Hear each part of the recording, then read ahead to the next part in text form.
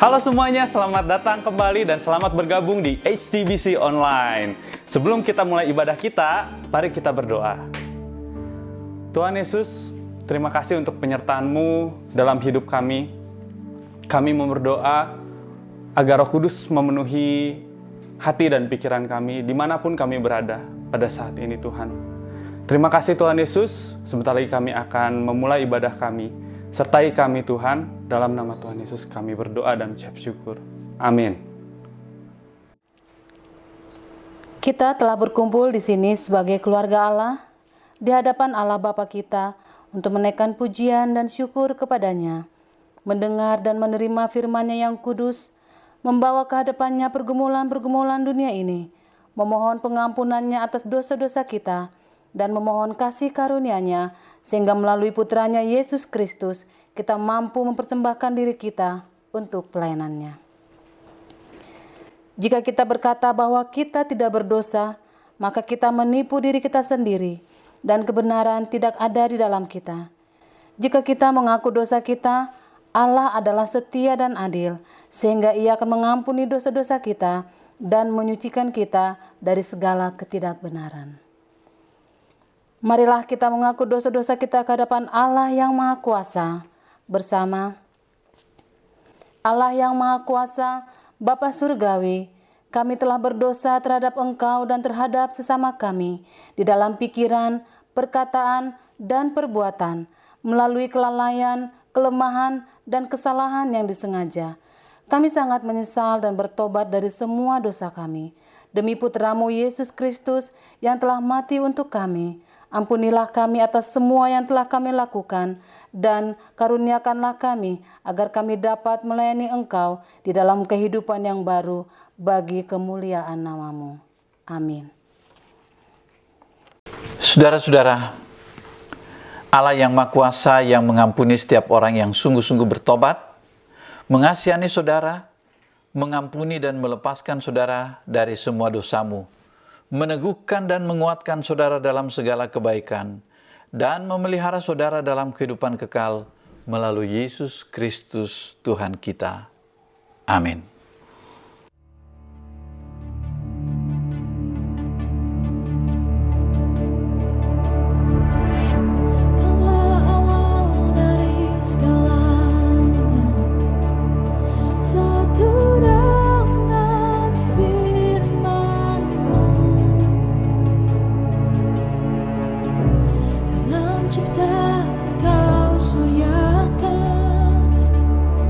Kemegahan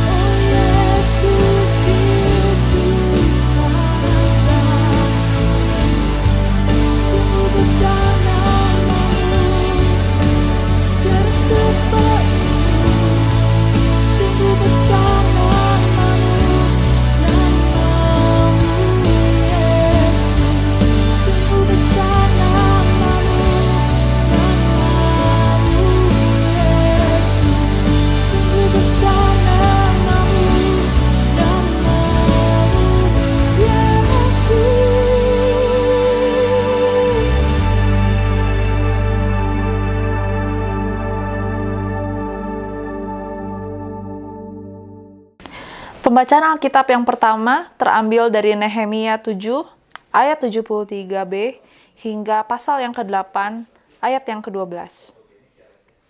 Adapun para imam dan orang-orang Lewi, para penunggu pintu dan para penyanyi, juga sebagian dari rakyat, para budak di bait Allah, dan semua orang Israel yang lain menetap di kota-kota mereka. Pembacaan kitab hukum Hari Raya Pondok Daun. Ketika tiba bulan yang ke-7, sedang orang Israel telah menetap di kota-kotanya, maka serentak berkumpullah seluruh rakyat di halaman di depan pintu gerbang air. Mereka meminta kepada Ezra, ahli kitab itu, supaya ia membawa kitab Taurat Musa, yakni kitab hukum yang diberikan Tuhan kepada Israel. Lalu pada hari pertama bulan yang ke-7 itu, Imam Ezra membawa kitab Taurat itu ke hadapan jemaah, yakni baik laki-laki maupun perempuan, dan setiap orang yang dapat mendengar dan mengerti. Ia membacakan beberapa bagian daripada kitab itu di halaman di depan pintu gerbang air dari pagi sampai tengah hari di hadapan laki-laki dan perempuan dan semua orang yang dapat mengerti. Dengan penuh perhatian seluruh umat mendengarkan pembacaan kitab Taurat itu. Ezra, ahli kitab itu berdiri di atas mimbar kayu yang dibuat untuk peristiwa itu. Di sisinya sebelah kanan berdiri Matika, Sema, Anaya, Uria, Hilkia, dan Maasea. Sedang di sebelah kiri berdiri Pedaya, Misael, Malkia, Hasum, Hasbadana, Zakaria, dan Mesulam. Ezra membuka kitab itu di depan mata seluruh umat. Karena ia berdiri lebih tinggi dari semua orang itu. Pada waktu ia membuka kitab itu, semua orang bangkit berdiri. Lalu Ezra memuji Tuhan, Allah yang maha besar, dan semua orang menyambut dengan amin, amin, sambil mengangkat tangan. Kemudian mereka berlutut dan sujud menyembah kepada Tuhan dengan muka sampai ke tanah. Juga Yesua, Bani, Serebia, Yamin, Akub, Sabetai, Hodia, Maaseya, Kelita, Azaria, Yozabat, Hanan, Pelaya, yang adalah orang-orang Lewi, mengajarkan Taurat itu kepada orang-orang itu, sementara orang-orang itu berdiri di tempatnya. Bagian-bagian daripada kitab itu, yakni Taurat Allah, dibacakan dengan jelas, dengan diberi keterangan-keterangan sehingga pembacaan dimengerti. Lalu Nehemia, yakni kepala daerah itu, dan Imam Ezra, ahli kitab itu, dan orang-orang Lewi yang mengajar orang-orang itu, berkata kepada mereka semuanya, "Hari ini adalah kudus bagi Tuhan Allahmu. Jangan kamu berduka cita dan menangis." Karena semua orang itu menangis ketika mendengar kalimat-kalimat Taurat itu. Lalu berkatalah ia kepada mereka, "Pergilah kamu, makanlah sedap-sedapan, dan minum-minumlah manis, dan kirimlah sebagian kepada mereka yang tidak sedia apa-apa.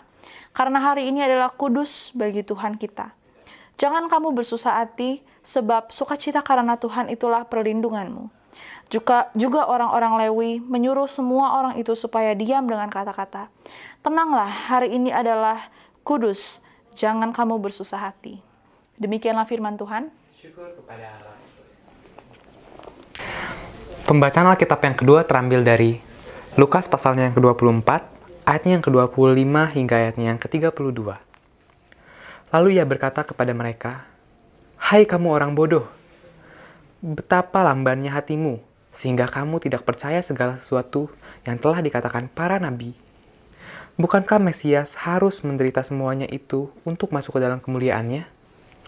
Lalu ia menjelaskan kepada mereka apa yang tertulis tentang dia dalam seluruh kitab suci, mulai dari kitab-kitab Musa dan segala kitab nabi-nabi.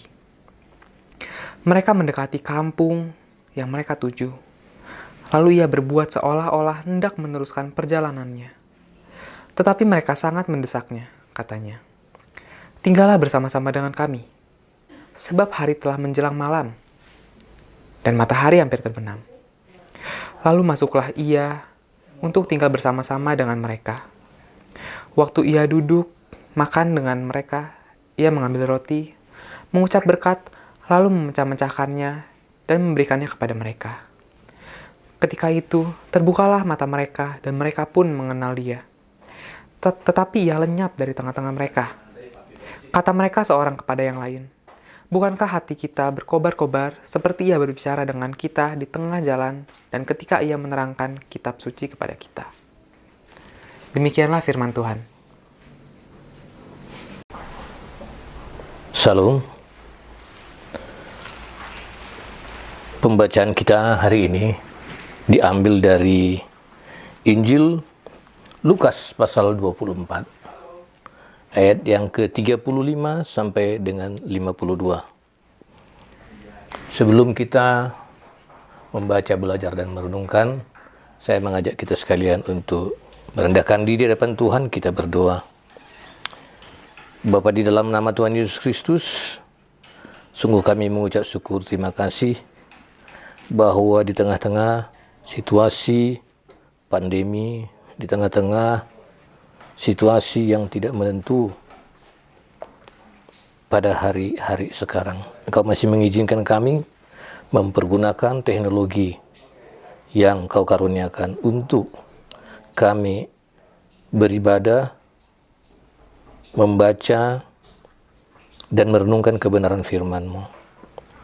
Saat ini Tuhan, hamba-Mu akan menyampaikan. Biarlah kiranya Roh Kudus Tuhan sendiri yang memenuhi hati pikiran kami, supaya kami mengerti, memahami, bahkan dimampukan untuk menjadi pelaku firman Tuhan yang taat dan setia. Hamba-Mu yang lemah, penuh kekurangan, tutup bungkus dengan kuasa Roh Kudus-Mu, sehingga layak dipakai menjadi alat-Mu.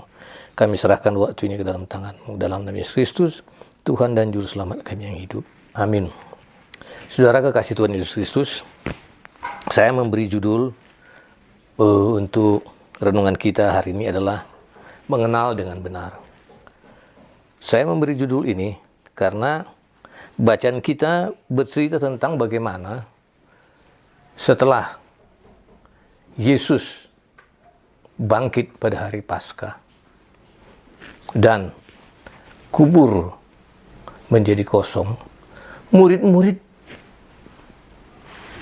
bingung, murid-murid ketakutan.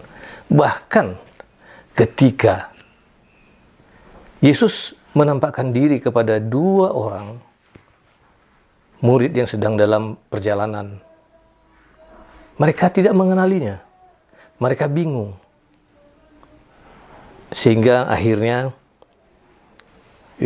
Yesus bercakap-cakap kepada mereka. Kita lihat pada pembacaan sebelum pembacaan kita hari ini, bagaimana mereka mengatakan kepada Yesus, apakah kamu seorang di daerah ini? Dia katakan begini, ketika Yesus bertanya kepada, kenapa kamu kok jadi bingung? Apakah yang kamu percakapkan sementara kamu berjalan? Kemudian mereka katakan, seorang dari mereka, namun namanya Kleopas, menjawab, adakah engkau satu-satunya orang asing di Yerusalem yang tidak tahu apa yang terjadi di situ pada hari-hari belakangan ini? Katanya kepada mereka, apakah itu?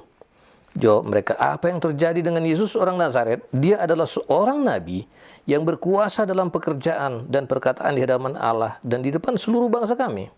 Tetapi imam-imam kepala dan pemimpin-pemimpin kami telah menyerahkan dia untuk dihukum mati dan mereka telah menyalibkannya. Padahal kami dulu mengharapkan bahwa dialah yang datang untuk membebaskan bangsa Israel. Tetapi sementara itu telah lewat 3 hari sejak semuanya ini terjadi.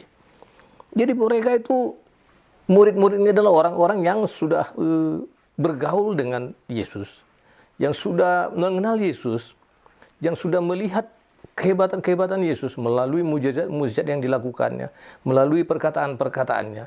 Namun, ketika semua terjadi, mereka bingung dan mereka kehilangan arah. Sehingga Yesus perlu berbicara kepada mereka sekalian. Di dalam ayat 25 dikatakan, hai kamu orang bodoh, betapa lambannya hatimu sehingga kamu tidak percaya segala sesuatu yang telah dikatakan para nabi. Bukankah Mesias harus menderita semuanya itu untuk masuk ke dalam kemuliaannya? Lalu ia menjelaskan kepada mereka apa yang tertulis tentang dia dalam seluruh kitab suci, mulai dari kitab Musa dan segala kitab nabi-nabi. Setelah Yesus mengatakan ini, dia harus bercerita kembali tentang firman Tuhan. Sehingga di ayat ke-31, ketika itu terbukalah mata mereka dan mereka pun mengenal dia, tetapi ia lenyap dari tengah-tengah mereka. Jadi pengenalan murid-murid akan Yesus yang mereka ikuti itu hanya sangat-sangat dangkal. Hanya sangat-sangat hanya kulitnya saja. Mereka hanya tahu Yesus yang hebat, Yesus yang perkataannya berkuasa, Yesus yang mampu bermujizat, bahkan menghidupkan orang mati. Tapi mereka tidak mengenal Yesus secara pribadi. Apa, kenapa, dan apa tujuannya datang ke dunia. Justru mereka berpikir bahwa Yesus itu adalah orang yang mereka harapkan untuk membebaskan umat Tuhan menurut cara pikiran mereka. Menjadi raja di bumi. Raja secara secara harfiah, raja yang sesungguhnya, raja dunia. Bukan raja menurut ukuran firman Tuhan. Nah, ketika kemudian mereka, kita masuk kepada bacaan kita, yaitu ketika kemudian mereka sudah terbuka pikirannya, mereka hatinya berbunga-bunga dan mereka sampai ke tempat murid-murid berkumpul dan mereka bercerita. Mereka bercerita apa yang terjadi, apa yang mereka alami di jalan dan apa yang dikatakan Yesus kepada mereka. Nah, saudara, sementara mereka bercakap-cakap tentang hal itu, Yesus tiba-tiba berdiri tengah-tengah mereka dan berkata kepada mereka, "Damai sejahtera bagi kamu." Dan mereka semua terkejut seperti melihat hantu.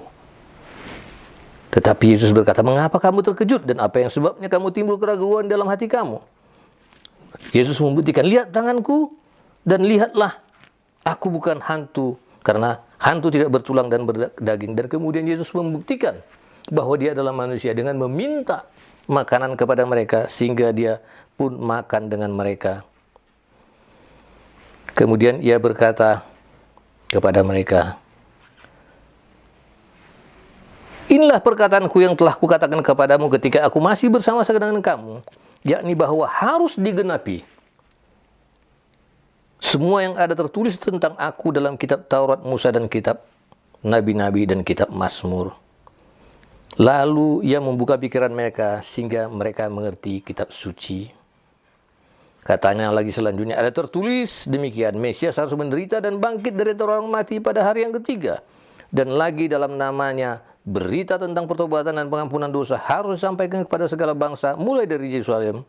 Kamu adalah saksi dari semuanya ini, dan aku akan mengirimkan kepadamu apa yang dijanjikan Bapa, tetapi kamu harus tinggal di dalam kota ini sampai kamu diperlengkapi dengan kekuasaan dari tempat yang maha tinggi. Saudara, Yesus harus mengulang kembali. Yesus harus mengingatkan kembali kepada mereka, ini aku loh. Jadi pengenalan mereka itu hanya kulit-kulitnya saja. Ibaratnya kalau kata orang Batak atau anak Medan itu kenal Soekarno, ya, kenal Soekarno. Artinya siapa sih di Indonesia ini waktu saya masih kecil ya di kota Medan. Siapa sih di Indonesia ini yang tidak kenal akan Soekarno? Pasti semua, dari anak-anak sampai orang besar. Tapi sejauh mana mereka mengenal Soekarno? Sejauh mana? Mereka hanya mengenal Soekarno adalah orator yang hebat. Soekarno adalah bapak revolusi. Tapi mungkin hal-hal lain, tujuannya, hatinya, dan banyak hal lagi mereka tidak tahu. Pengenalan Soekarno. Dan adalah naif sekali kalau di zaman sekarang ada orang yang kita tanya, "Kamu kenal Lady Di enggak?" "Enggak," katanya. "Kamu kenal Mother Teresa enggak?" "Enggak." Itu adalah sangat naif.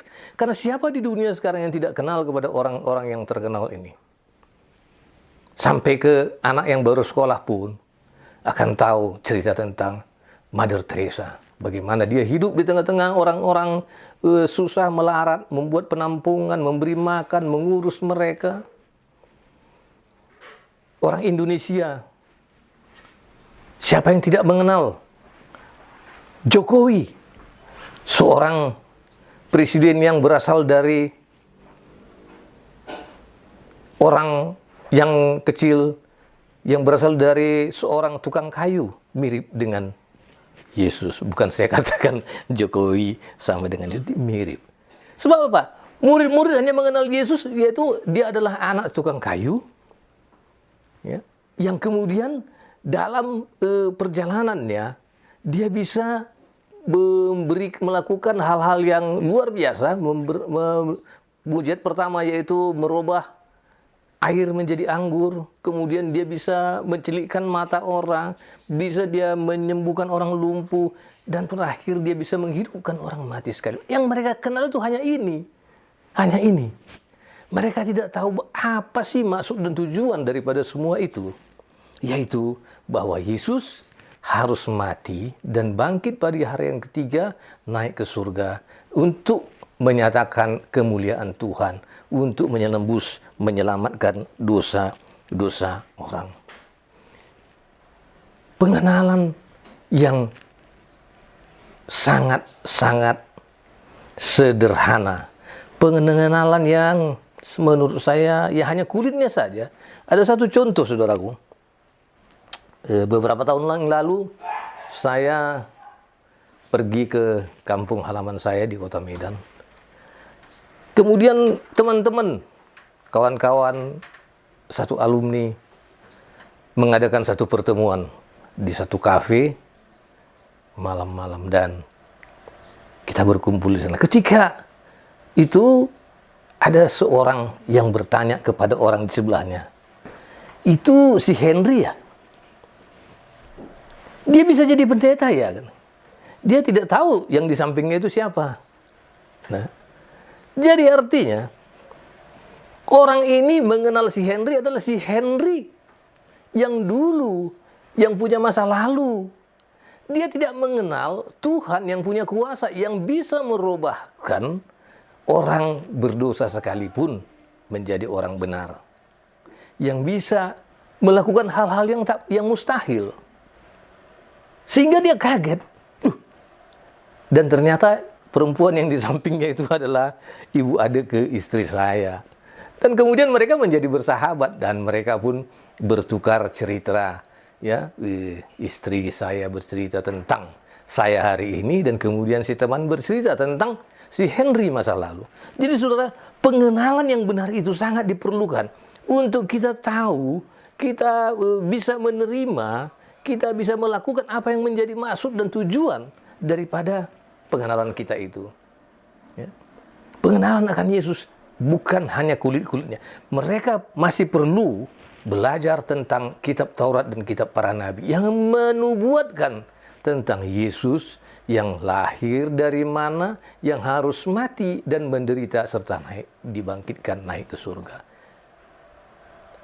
Itu yang paling penting. Tapi ketika itu terjadi justru mereka bingung karena mereka mengenal dia menurut konsep pikiran mereka bahwa yang kami harapkan adalah seorang raja secara fisik, secara harfiah yang akan memimpin kami, membebaskan kami dari penjajahan dan penindasan. Saudara, seorang penulis Kristen bernama dari Inggris bernama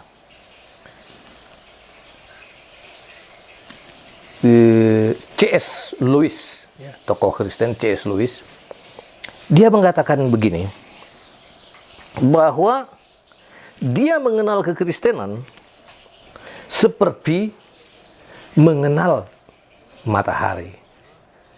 Matahari banyak dikenal orang adalah ketika dia timbul, terbit, bersinar, sehingga menimbulkan panas.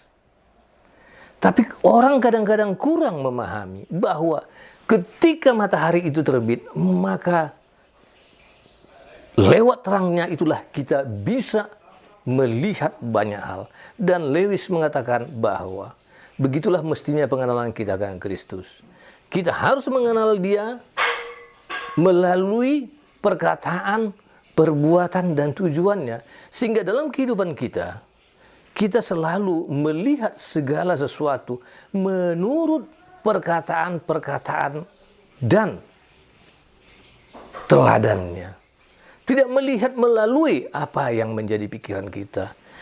Seperti hari-hari sekarang ketika terjadi di Indonesia musibah, hilangnya satu kapal selam. Kalau kita melihat ini menurut pikiran kita, maka akan ada yang salah dan benar. Tapi kalau kita melihat itu menurut pandangan firman Tuhan, menurut pandangan Yesus, maka kita boleh menerimanya dengan penuh kesabaran, dengan penuh keyakinan, dengan penuh kepasrahan dan penyerahan diri bahwa Allah punya rencana di balik segala sesuatu yang terjadi. Saya menerima satu kiriman tentang seorang anak usia lebih kurang 3 tahun, anak dari seorang perwira muda di kapal itu. Ketika ayahnya akan berangkat, dia mengunci ayahnya di kamar dan mengatakan, "Ayah tidak boleh berangkat." Tapi ayahnya sebagai seorang militer tetap harus melaksanakan tugas dan dia berangkat. Video ini diposting oleh ibunya, oleh istrinya, istri si perwira muda ini. Kalau kita melihat ini dengan perasaan kita, betapa hancurnya kita. Bahkan di dalam forum WA itu terjadi polemik pandangan, saling tuding menuding dan lain sebagainya. Tapi kalau kita melihat dari sisi Tuhan, tak ada yang mustahil, tak ada satupun yang terjadi di muka bumi ini di luar pengetahuan Tuhan. Allah terus bekerja dalam segala sesuatu untuk mendatangkan kebaikan. Kebaikannya apa? Kita tidak tahu. Kebaikannya kita belum tahu hari ini. Mungkin melalui kasih anak itu akan muncul kebaikan-kebaikan, yaitu dia menyadari bahwa begitulah pengorbanan ayah saya untuk bangsa dan negara. Begitu ketaatan kepada tugas dan tanggung jawab yang diperintahkan negara kepada. Itu mungkin salah satu kebaikan yang bisa saya lihat hari ini. Dan kita berdoa, semoga kiranya tak ada yang mustahil. Karena kita percaya tak ada yang mustahil. Semoga kiranya seluruh kru dan kapal itu boleh ditemukan kembali. Tak ada yang mustahil bagi Tuhan. Nah, maksud saya, kenapa saya bawa sampai? Karena memang kita harus memiliki pengenalan yang benar. Mengenal dengan benar Tuhan kita, mengenal dengan benar Yesus yang telah bangkit dan sebentar lagi kita akan merayakan kenaikannya ke surga. Kiranya kita semua melalui renungan singkat ini boleh semakin dikuatkan dan semakin dimampukan untuk memiliki pengenalan yang benar akan siapa Tuhan dan Yesus sebagai juru selamat kita. Amin, kita berdoa. Bapa, terima kasih untuk waktu yang singkat bagi kami membaca, belajar, dan merenungkan kebenaran firman-Mu yang mengajarkan kepada kami untuk kami boleh memiliki pengenalan yang benar akan Engkau. Hamba-Mu telah selesai, biarlah kiranya Roh Kudus Tuhan terus memberi kekuatan, kemampuan bagi kami lebih memahami dan lebih mengenal Engkau sehingga kami boleh menjadi pelaku-pelaku firman Tuhan yang taat dan setia. Kami juga berdoa untuk proses pencarian kapal Nanggala 402. Tuhan tolong, biarlah semua boleh berjalan seturut kehendak dan rencana Tuhan. Kami berdoa di dalam nama Tuhan Yesus Kristus, Tuhan dan Juru Selamat kami yang hidup. Amin. Kita akan menaikkan pengakuan iman rasuli kita bersama-sama dengan semua orang percaya dari segala abad dan dari segala zaman.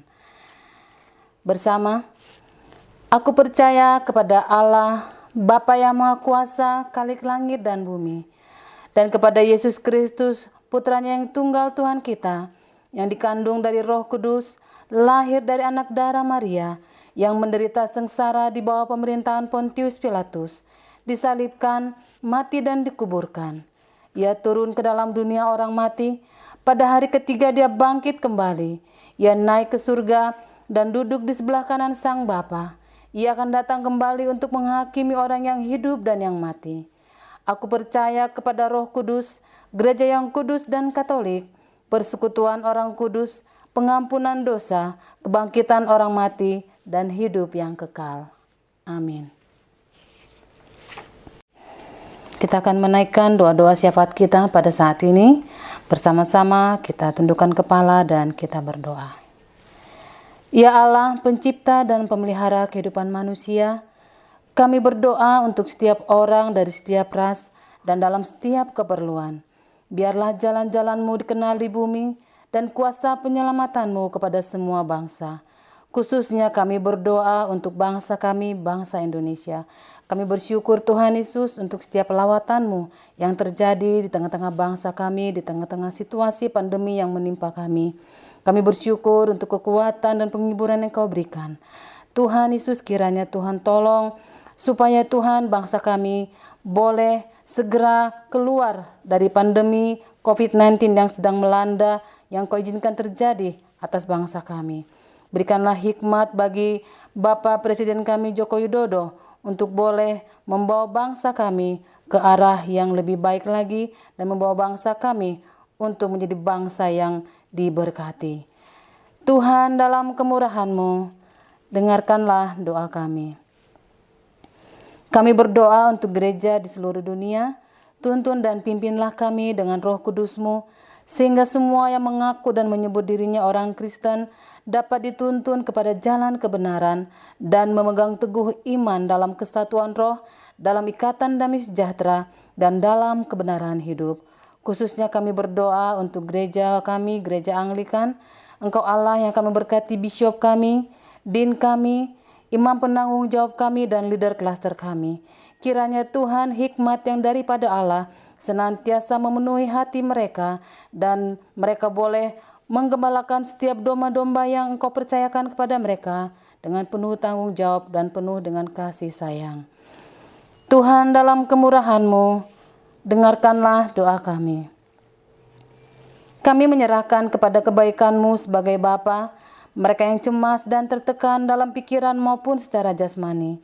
Hiburkanlah dan lepaskanlah mereka dalam keperluan mereka. Berikanlah kesabaran kepada mereka dalam penderitaan mereka dan munculkanlah kebaikan dari kesulitan mereka. Khususnya kami berdoa untuk seluruh umat Tuhan dimanapun berada, kiranya penghiburan, kekuatan, dan penyertaan Allah senantiasa bersama-sama dengan mereka. Secara khusus untuk sidang jemaat Tuhan yang ada di Jemaat St. Paul, Tuhan memberkati dan senantiasa yang akan memberkati dalam segala kebutuhan, keperluan di tengah-tengah situasi yang mereka hadapi saat ini. Tuhan yang senantiasa membukakan jalan. Bapa yang Maha Pengasih, terimalah doa-doa ini demi Putra-Mu Juru Selamat kami Yesus Kristus yang telah mengajarkan kami berdoa.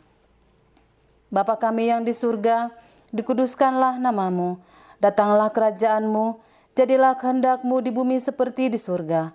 Berikanlah kepada kami pada hari ini makanan kami yang secukupnya, dan ampunilah kami akan kesalahan kami, seperti kami juga mengampuni orang yang bersalah kepada kami.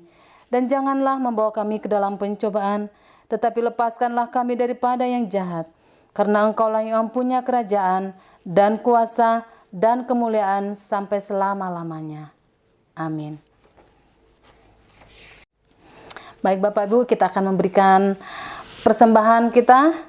Sebelumnya saya akan membacakan satu ayat firman Tuhan untuk mendukung kita di dalam persembahan kita pada saat ini. Dalam 2 Korintus 9 ayat 6 dikatakan, camkanlah ini, orang yang menabur sedikit akan menuai sedikit juga, dan orang yang menabur banyak akan menuai banyak juga.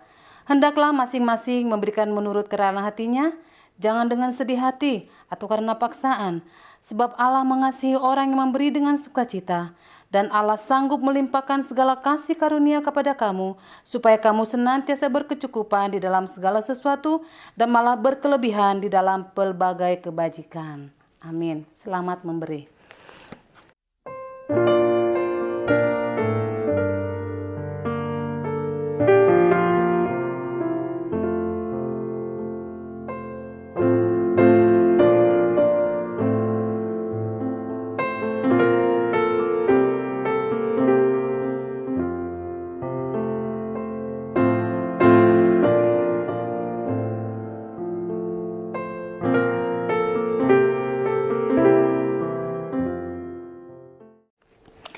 Kita akan menaikkan doa ucapan syukur kita secara bersama-sama.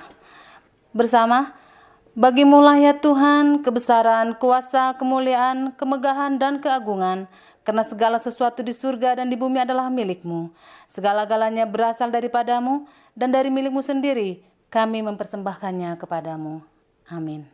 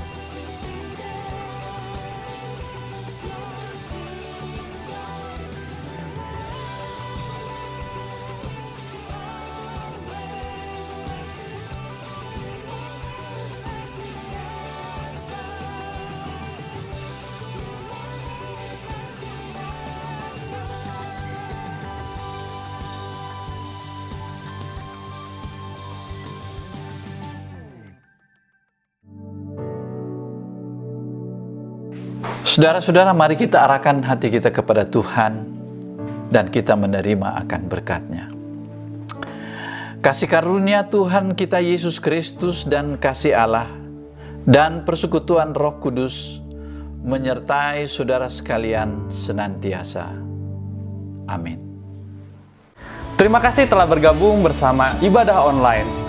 Untuk melihat video-video sebelumnya, bisa langsung saja cek di YouTube kami HTBC Church. Dan untuk info lebih lanjut, silahkan kunjungi di web kami di www.holytrinitybandung.com.